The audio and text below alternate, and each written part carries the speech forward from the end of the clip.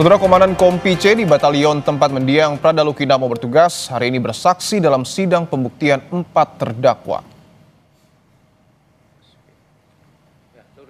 Letu Rahmat jadi saksi ke-12 untuk 4 terdakwa, yakni Pratu Ahmad Ahda, Pratu Emiliano de Araujo, Pratu Petrus Nong Briansemi, dan Pratu Aprianto Rede Raja.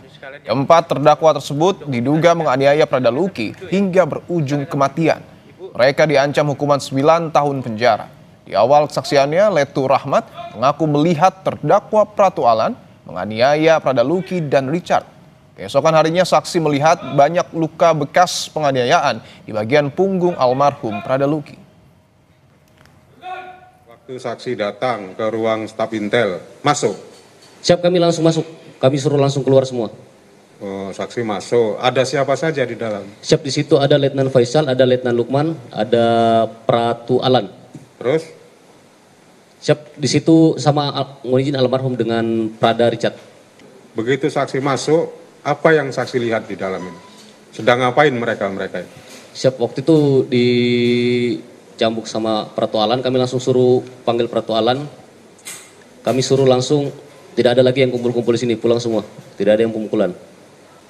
Waktu datang ke staf ke rumah jaga tadi jam 9, keadaannya seperti apa itu yang almarhum sama Richard ini?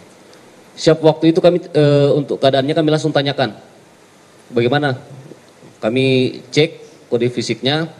Waktu itu kami langsung, karena kami lihat, langsung kami panggil Letda Erman.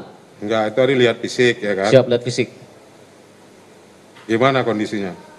Waktu itu luka-luka. Dua-duanya? Siap, betul. Di mana luka-luka yang ada saksi lihat? Di punggung. Kami suruh angkat baju, kami cek. Sudah itu kami panggil Danton Kes, Letda Erman. Banyak enggak lukanya?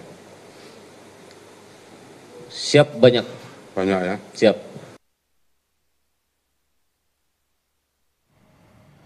Sementara itu di tengah jalannya sidang Ibunda Pradalu Kinamo tak kuasa menahan tangis saat mendengar kesaksian Komandan Kompi C di Batalion tempat putranya bertugas. Sang ibu mengaku tak sanggup membayangkan kondisi anaknya sampai akhirnya mengembuskan napas terakhir di RSUD Airamo, Nagakeo. Ibu Pradaluki pun meminta Komandan Batalion serta Dokter Perwira di Yonif Teritorial Pembangunan 834 Wakangamere Nagakeo bersaksi di muka sidang. Itu dia datang memperkenalkan diri sebagai dokter batalion. Apa yang waktu awal-awal dijelaskan dokter Bambang ke mama? Dia hanya perkenalkan diri, terus habis itu dia kebanyakannya komunikasi kayaknya lewat HP dengan komandan.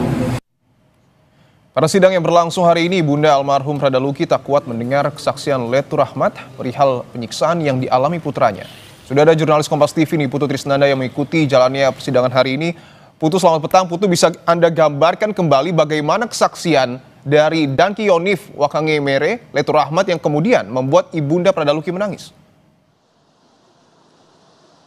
Ya, selamat petang Dipo dan juga saudara. Tentu saja ini berkaitan dengan kondisi dan juga kekerasan yang dialami oleh sang putra, yakni mendiang Pradalu Kinamo, di mana tadi dari keterangannya, kalau kita tarik ke belakang begitu ya secara kronologis, pada saat periode penyiksaan itu terjadi di akhir Juli sampai dengan di awal Agustus, sampai akhirnya Pradalu Kinamo ini dinyatakan meninggal dunia, ini memang ada beberapa hal yang disaksikan secara langsung begitu oleh saksi, diantaranya sempat mendengar suara rintihan, jeritan, minta ampun begitu ya dari Pradalu Kinamo. Kemudian juga melihat ada aksi kekerasan yang dilakukan oleh Pratu Alan kepada mendiang.